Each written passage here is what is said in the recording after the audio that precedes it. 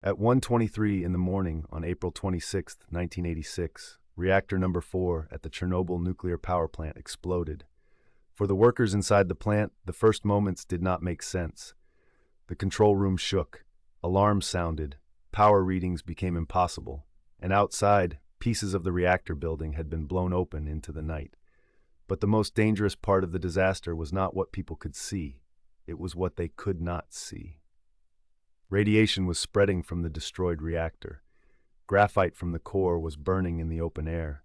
Radioactive material was being carried upward into the atmosphere, and the nearby city of Pripyat, built for the plant's workers and their families, was still asleep. The disaster began during a safety test.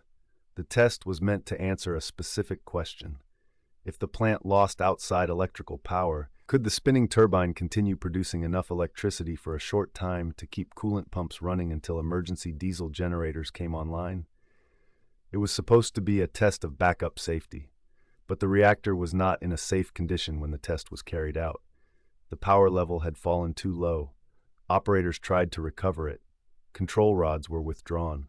Safety margins became dangerously thin. The reactor was now unstable, but the test continued. Chernobyl Reactor 4 was an RBMK reactor. That design had characteristics that made this situation especially dangerous. One of the most important was the positive void coefficient. In simple terms, when steam bubbles formed in the cooling water, the reactor could become more reactive instead of less reactive. That meant a loss of stable cooling could feed the reaction rather than calm it. There was also a serious problem with the control rods. The control rods were supposed to slow the reaction when inserted. But because of their graphite tips, the first moments of insertion could briefly increase reactivity in part of the core. The people in the control room did not fully understand how dangerous this combination could be. As the test began, steam increased. The reactor's behavior changed rapidly. Power surged, then the emergency shutdown button was pressed. Instead of immediately stopping the reaction, the design flaw helped create a violent spike in power. Within seconds, pressure built inside the reactor. The first explosion blew apart the reactor. A second explosion followed. The reactor core was exposed, the building was damaged, and radioactive material was thrown into the air. Firefighters arrived quickly. Many of them did not know they were walking into extreme radiation. They fought fires on the roof, around the turbine hall, and near pieces of radioactive debris. Some stood close to graphite from the reactor core without understanding what it was. In the hours that followed, many of those first responders received doses that would later prove fatal. Inside the plant, confusion continued. Some workers could not believe the reactor had been destroyed. They had been trained to think that such a thing was almost impossible. Reports were delayed. Radiation readings were limited or off scale. And the first official response was shaped by denial, uncertainty, and fear of admitting the full scale of the accident.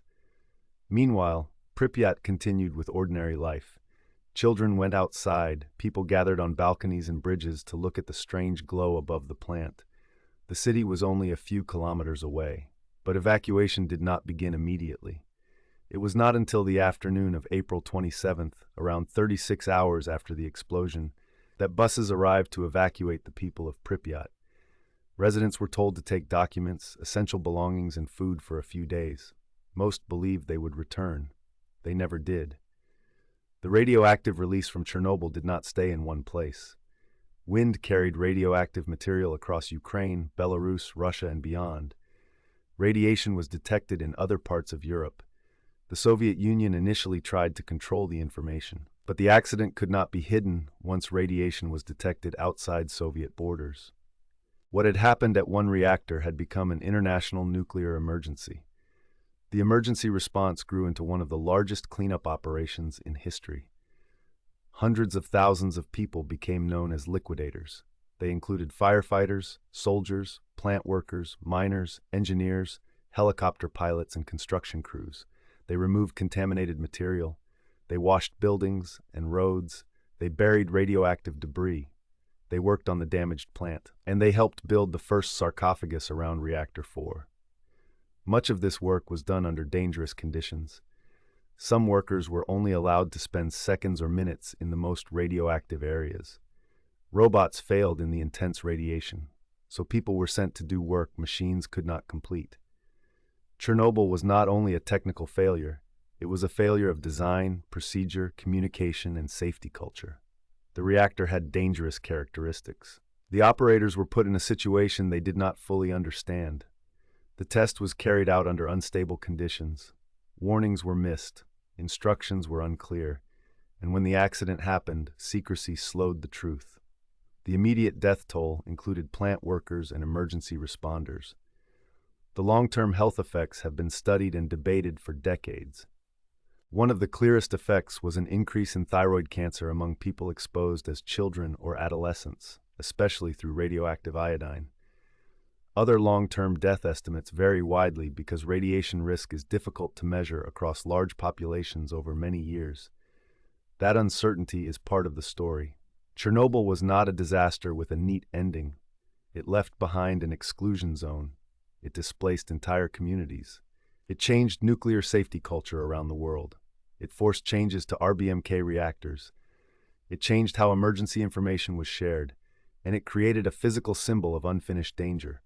The ruined Reactor 4, first sealed inside a concrete sarcophagus and later covered by the new safe confinement structure. Today, Pripyat remains abandoned. Classrooms, apartments, streets, and amusement rides sit inside a zone shaped by radiation and memory. Nature has returned in many areas, but the city was never restored to the people who left thinking they would be gone for only a few days. The lesson of Chernobyl is not that one button destroyed a reactor. It is larger than that. A dangerous design, a risky test, a reactor pushed into unstable conditions, operators without full knowledge of the hidden flaws, a delayed warning, a slow evacuation, and a system that protected its image before it protected people. Chernobyl showed how a disaster can begin inside a control room and end across a continent. It showed that invisible danger can be more terrifying than visible destruction. And it showed that when safety depends on silence, denial, and assumptions, the failure can become bigger than anyone imagined. At 1:23 in the morning, Reactor 4 exploded. But the disaster did not end with the explosion. It spread through the air. It moved through governments. It entered hospitals. It emptied a city. And decades later, it still stands as one of the clearest warnings in the history of technology. A warning that complex systems do not fail all at once. They fail when weak points line up. And at Chernobyl, every weak point pointed toward the same reactor.